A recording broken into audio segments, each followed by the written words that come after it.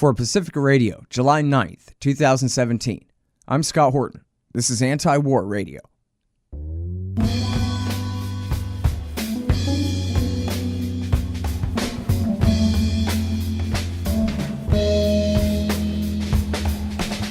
right, you guys, welcome to the show. It is Anti-War Radio. I'm your host, Scott Horton, here every Sunday morning from 8:30 to 9 on KPFK 90.7 FM in LA. You can find my full interview archive at scotthorton.org, and you can follow me on Twitter at Scott Horton Show. All right, you guys, introducing James Carden. He is a writer for The Nation magazine and is executive editor for the American Committee for East-West Accord. That's eastwestaccord.com, and he's got a brand new one today in The Nation, A Fateful Encounter on today's meeting between Presidents Trump and Putin. Welcome back to the show. How are you doing? I'm all right. How you doing, Scott? I'm doing very well. Appreciate you joining us on the show today. And, yeah, boy, talk about fateful, huh? The two, at least nuclear superpowers. I guess Russia isn't really a superpower in terms of other measures anymore. But they sure still are a superpower when it comes to the H-bombs and the means to deliver them, no question there. So, I'm not exactly sure where to begin this thing. Obviously, there's the G20 meeting there where they met today, the two leaders, Putin and Trump. And I guess, is it okay with you if we start with the liberal media consensus on Twitter that Trump is Vladimir Putin's slave and Manchurian candidate, and that the announced ceasefire in Syria, for one thing, is just an indication of the control that the Russians have over our president, who is such a coward he refuses to accuse Putin to his face of getting him elected, etc., like that? What do you think of all that? I don't think very much of it. I'm not surprised that liberal Twitter is reacting in that way. I suspect that they, believe Trump might be in the process of selling back Alaska to the Russians. I mean, they're, completely unhinged when it comes to this topic. Evidence, facts, and logic never get in the way of their narrative, and I think that's too bad. And it's certainly bled into the mainstream coverage of Putin and Trump. The New York Times, for instance, which is a reliable indicator of liberal media consensus, just published a piece by Neil McFarquhar titled, "For Russia, Trump-Putin meeting is a sure winner." Well, I don't know how he could possibly know this, given that the meeting just ended and that details are still dripping out. And, some reports indicate that, Trump did indeed raise the issue of election hacks with Putin. But Trump should be somewhat, I think, cautious there, raising the specter of Russian electoral influence, because really, when you think about it, the United States doesn't really have a leg to stand on when it comes to that topic. There was a study that I cite in my new piece in The Nation by a Carnegie Mellon researcher that found that the United States interfered in at least 80 foreign elections between 1946 and the year 2000. Including in Russia. including the 1996 election in Russia. And obviously, it goes without saying, we played a none too hopeful role in Ukrainian politics in the winter of 2013/2014. So, we ought to be a bit more mindful of our own history before we go around accusing the Russians of all sorts of malign behavior. All right, so now the announcement, according to the Associated Press here, or actually I have an NPR news reporter here. Yeah, NPR Moscow correspondent reports that they have agreed to secure a Syrian ceasefire, open up a channel to talk about Ukraine, start a working group on cybersecurity, and name new ambassadors. So, I don't know. None of that sounds too bad. Let's start with the Syrian ceasefire. Do we know what that means yet? Who's ceasing fire there? I don't think that a Syrian ceasefire deal, while welcome, is feasible, given the fact that Trump has appointed virulent anti-Iran hawks to his cabinet. So while it seems like a good idea right now, and I suppose it is, given the obsession that Defense Secretary James Mattis and National Security Advisor H.R. McMaster have over Iran, I really don't think that the prospects for a ceasefire in Syria to take hold. With regard to Ukraine, there's a very troubling piece of news that was reported today that the Trump administration has appointed Kurt Volker of the McCain Institute to be their special envoy for the Ukraine crisis. So if that's true, I don't really expect there to be much chance of a good outcome there as well. Yeah, well, so you mentioned that, and I guess this is the context that everybody on liberal Twitter is certainly missing. It's just the same as if it was Iraq war coverage or Syria war coverage or anything else. History always began yesterday, and no prior context seems to matter. And even though these media stars, they must know that they are completely ignorant, that they didn't cover the real story last time, so they don't know what it is today, but they don't care. So they talk about Ukraine, for example, as though, well, everybody knows.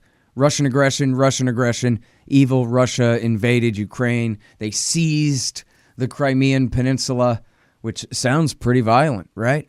And started some terrible war there. And, I get it, shirts and skins, and we're on this side. We live in North America, so we're on America's side, all this going on. And yet, what about the truth? What about what's really going on in Ukraine and who really started that fight? You mentioned American intervention there in the winter of 2013, 2014. Can you explain that to people who, might not know about the history of American and Russian relations before the last accusation they heard? Right. Liberal Twitter tends to start the narrative of the Ukraine crisis in the middle of the story. This actually all began over a dispute over a trade agreement, a dispute over whether or not Ukraine should sign a association agreement with the European Union. And Ukraine's then democratically elected president, Viktor Yanukovych, decided that it was in his political interest and in the interest of the country not to go through with the EU agreement. Instead, he accepted I believe, $15 billion loan from the Russian Federation. This sparked massive protests in the capital of Kiev. But these protests were egged on by American officials and American elected officials like John McCain, Senator Chris Murphy, and the American ambassador to Ukraine, Jeffrey Pyatt, and the Assistant Secretary of State, Victoria Nuland. So when you begin the narrative with the Russian support for the rebels in the East, you're leaving out quite a bit. And certainly when it comes to Crimea, people are almost entirely ignorant of the history of the peninsula, why it was granted to Ukraine in the 50s by Khrushchev, how Yeltsin bungled the Union agreement in late December of 1991. So there's a very complex history there. Crimea is, and always has been, almost totally Russian. And the vast majority of the people there are quite pleased to have returned into the Russian fold. Yeah, I talked with Ray McGovern, and he talked about meeting with a group and how they were having, it was a church group, and they were having all the children, I don't know where they got this from, local news channel or something. They were having all the children make some art project to shame Putin, to say, don't you know that it says in the Bible that killing is wrong? And Ray said, well, what's this about? And they said, well, it's about, the Russian invasion of Crimea.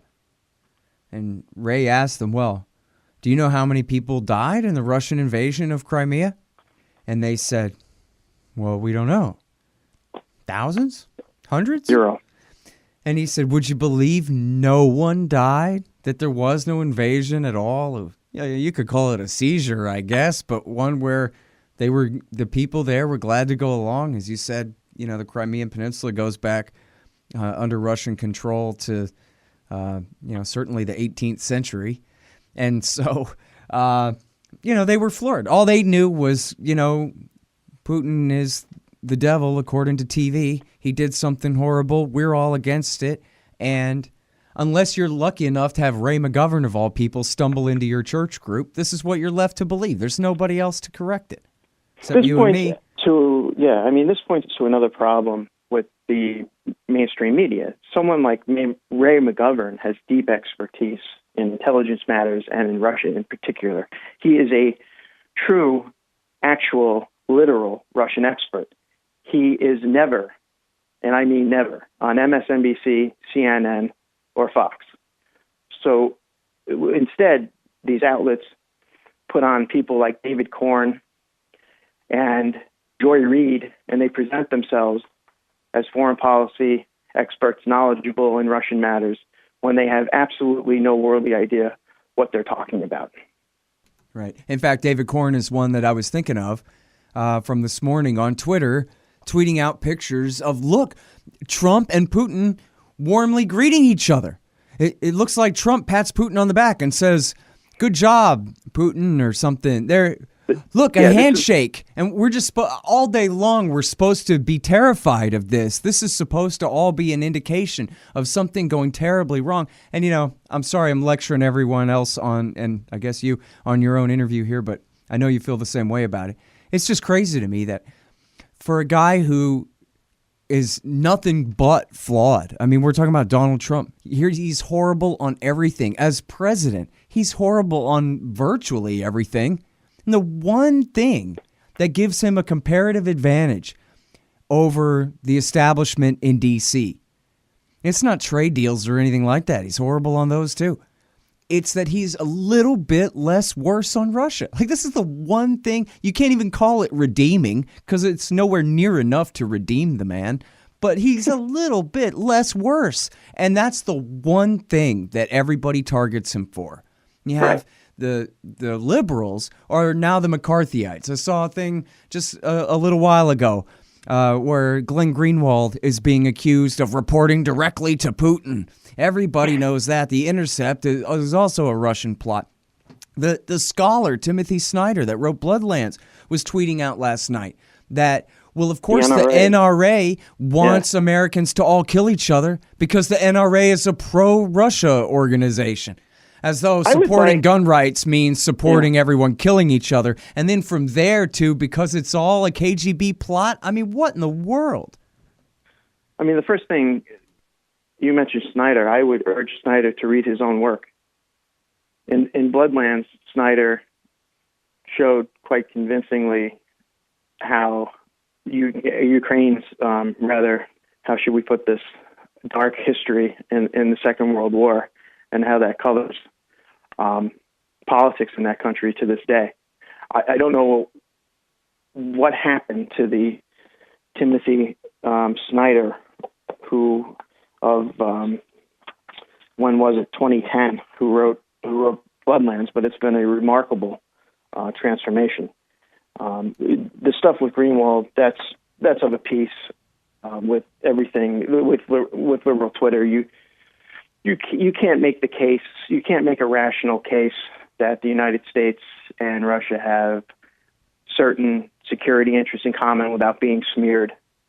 Professor Stephen F. Cohen has been repeatedly smeared for making the case. I've been smeared. I'm sure you have, as Putin apologists and tools of the Kremlin. That's just the way it goes. And in this really insane atmosphere that has prevailed since at least last summer, certainly since the beginning of the onset of the Ukraine crisis in early 2014. Mm-hmm. One friend of mine who has been active in think tanks and journalism for a long time compared the atmosphere now to the atmosphere in the run-up to the Iraq War, mm-hmm. when there were only a few voices questioning the WMD case, and as a result, they had their patriotism questioned, if not their sanity. So we have, a nasty, the establishment has a nasty habit of trying to marginalize and alienate people who are basically making an anti-war case. Mm-hmm.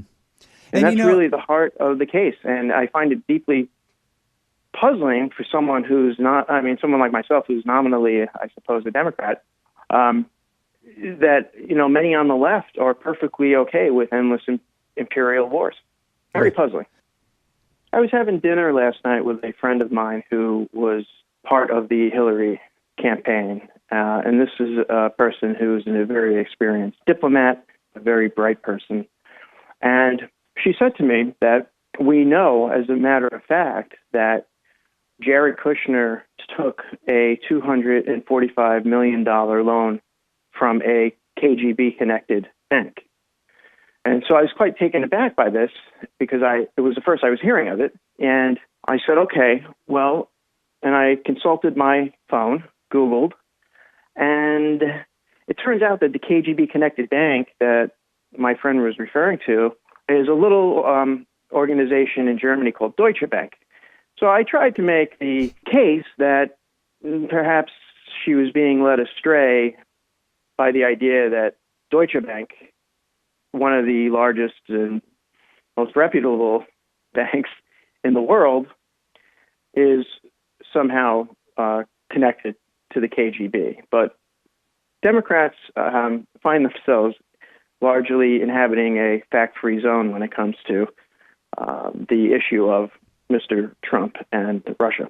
I have been struck over the past months that the very same people who pushed the fraudulent case for war in Iraq are the very same people who are now lionized as leaders of this so-called resistance.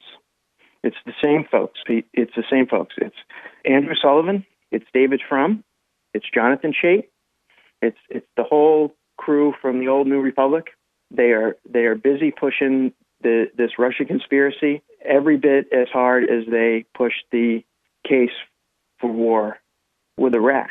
In terms of the allegations that the Trump campaign somehow colluded with the Russian government to steal the election, I think it's always worth pointing out that so far, on the record, Senate Intelligence Committee Vice Chairman Mark Warner, Democrat of Virginia, Senate Intelligence Committee member Dianne Feinstein, Democrat of California, Joe Manchin, Democrat of West Virginia, House Intelligence Committee ranking member Adam Schiff, Democrat of California, Maxine Waters, legendary Democrat of California, and Steny Hoyer, the former majority leader of the House, Democrat of Maryland, have all publicly stated that they see no evidence of collusion between the Trump campaign and Russia. And yet, day in and day out, a steady diet of this nonsense is being churned out on MSNBC and CNN, convincing millions of people that the Russians tilted the election for Donald Trump. It defies belief. Mm-hmm. Well, and from now on, that means anything he does to try to get along with Russia will be painted as some kind of treason, as they're doing today. Oh, look, Putin has us right where he wants us, is what the consensus is among the media people. That's exactly the case that Ronald Reagan's ambassador to the USSR, Jack Madlock, made in comments to the Washington Post yesterday, that all of this hysteria is serving to box in the president, and it's tying his hands. Mm-hmm. And as you say, Trump is pretty awful on everything, but he at least has a modicum of common sense when it comes to dealing with Russia. Well, and the thing is, too, is that, a year ago, I thought that, obviously communism and the Soviet Union are both dead and long gone. But in essence, this amounts to red baiting. Oh, you're under the control of the Kremlin. And the Democrats were of course, rolling this out last summer during the campaign. And I was saying, look, this is just never going to stick because first of all, he's a Republican, which means he's to the right of the left. I mean, what are you going to do? And then secondly, he's literally a skyscraper tycoon from Manhattan. He's the epitome of American crony capitalism. And in all the good and bad ways that you could, figure, he is red, white, and blue as can be. He's as American as can be. He's been a symbol of Ronald Reagan yuppieism for my entire lifetime, Donald Trump. So the idea that somehow he's disloyal and he's really in the pocket of the Reds or the Kremlin or the same old kind of McCarthyite smear, I thought, that's just never going to stick. And in fact, he won the election anyway. Hillary Clinton directly said he is a puppet of Vladimir Putin in the debate to his face. And he was just like, meh. And the American people, hey, she's still lost. And anyway, though, but now after, I guess, a solid year of this, people are starting to give in. And that, I guess it's true. It's also little noted. Yeah. I mean, it's also little noted that Mrs. Clinton outspent Mr. Trump 2-1. She didn't visit the Midwestern states that swung the election. Yeah. And of course, there's a new study out. Did you see the new study that says that it was the counties, especially in those states that suffered the most casualties in the Iraq and Afghan wars, were the ones that turned out for Trump because they saw her as more of a hawk? That's an extraordinarily important study. And as far as I can tell, the only outlets that have mentioned it is the Libertarian Reason magazine. I haven't seen any other coverage. And Mondo Weiss covered it too, but yeah. Okay, yeah. So two, not exactly, these aren't exactly, they're not exactly CNN, right? I mean, this is well, you can't blame Putin for that, right? You'd have to blame her vote for the Iraq War and her ownership of the regime change in Libya in 2011. So best to just ignore that. There was a time where that was going to be the centerpiece of her campaign, of course, but didn't quite work out that way. Think of the effect that this is having on American public opinion, right? In March, CNN released a survey that found that 34% of people polled view Russia as a quote-unquote very serious threat. That's up, according to the poll, up 13 points from last year. I mean, that's extraordinary. Yeah. 51% of Democrats believe that Russia is a very serious threat. So this is having an effect on public opinion. It's having a horrible effect on political discourse. And it is, in effect, tying the administration's hands when it comes to Russia. I can't help but wonder if that is part of the reason why Trump and Tillerson appointed a hardcore anti-Russia hawk, Kurt Volker, to be the Ukraine crisis envoy. Yeah, tell us more about him. Volker was the NATO ambassador under George W. Bush. He's a neocon's neocon. He's been involved with the McCain Institute. He is 100% for democracy promotion, regime change. He's a longtime European policy hand, and he's. If you ask me to pick the worst person to put in that position, he would be on my short list.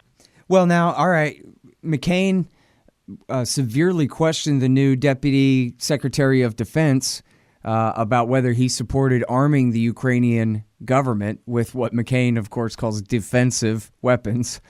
Rockets. Defensive. And tanks and stuff. Javelin missiles. Yeah. Defensive. So that's clearly a big priority for the hawkish senator. But is there any indication of a change in policy there under Trump yet? None. Because that's a real red line when it comes to the Russian point of view here, you got to imagine. I mean, and in fact, do you know about the state of the war in the East right now? There's still fighting going on right now in Donbass, isn't there? Yeah, it's a low level, it's basically a low level simmering conflict. There hasn't been a big uptick in casualties over the past month or so, but there has been little to no progress in implementing the Minsk agreement. And the Minsk agreement stipulates that Kiev ought to hold a vote on decentralization. And they haven't held it yet. And let's see, why haven't they held it yet? Because if they hold the vote, giving some autonomy to the East, guess what's going to happen? Your friendly neighborhood right sector neo-Nazis are going to take to the streets again, and they're going to overthrow Poroshenko and probably hang him from a lamppost. And they're not going to hold that vote because the oligarchs like Poroshenko, who's not a fighting man. He's a candy man. He's a candy factory owner. He is not going to mess with right sector and the far right neo-Nazis who have amassed quite a bit of power. So much power, in fact, that the Speaker of the Ukrainian Parliament is none other than Andrei Parubi, who founded the neo-Nazi political party Right Sector. Mr. Parubi he happened just to be in Washington a few weeks ago. Who did he meet with? John McCain. It's really quite incrable. Unbelievable. I had missed that. Yeah, Parubi travels to Washington and is greeted with, they roll out the red carpet for Parubi. It's unbelievable. Unbelievable. Wow, I really didn't know that. I thought they were kind of trying to play that down since then. But hey, why bother, right? Right. As long as you're against the Russians, you can be anything. Yeah. Nazis are okay as long as they're, they're. Here's the thing, though. I think if you're a critic or if you're just anybody on a Sunday morning, just any average person wondering, you would think that the highest priority, of course, must be to make peace. Whatever the problem is in Ukraine, that is some sort of proxy conflict between the U.S. and Russia, we better work that out, right? That's not the highest priority of every person in Washington, D.C. There's some other priority higher than maintaining a peaceful relationship with Russia? You bet there is. Say it with me. It's regime change. The overriding goal is for there to be a change in leadership in Moscow for a lot of these people. And so the overriding goal is to force Putin into a position where he would either have to resign or there would be some sort of, in their wild imaginings, this is never going to happen, of course, but they would love to see another so-called color revolution in Russia, just like had occurred in Georgia in 2003, and in Ukraine, the first one was, I think, in 2004. That was the so-called orange color revolution. So that's sort of the big picture goal. But it's really quite, it's really on the level of fantasy because, as we all know, Putin has approval ratings upwards of 80%. And those are not propaganda figures. Those are real figures. Yeah, well, it sounds crazy, but then again, they write it in the Washington Post, right? Carl Gershman said, hey, Putin, if you don't like it, you might be next. Right. Back in the fall of 2013. Well, right. That was a point that Brzezinski used to make repeatedly as well. Mm-hmm. Amazing stuff. All right. Listen, I really appreciate your time on the show again, James. Thanks a lot, Scott. All right, you guys. That is James Carden from The Nation magazine, and he also is the executive editor of the Center for East-West Accord. That is at eastwestaccord.com. It's the most important project in the world, seeing how an H-bomb or two is enough to erase your entire hometown. All right, that's Anti-War Radio for this morning. Thanks very much, everybody, for listening. Check out the archives at scotthorton.org. Follow me on Twitter at Scott Horton Show. Thanks.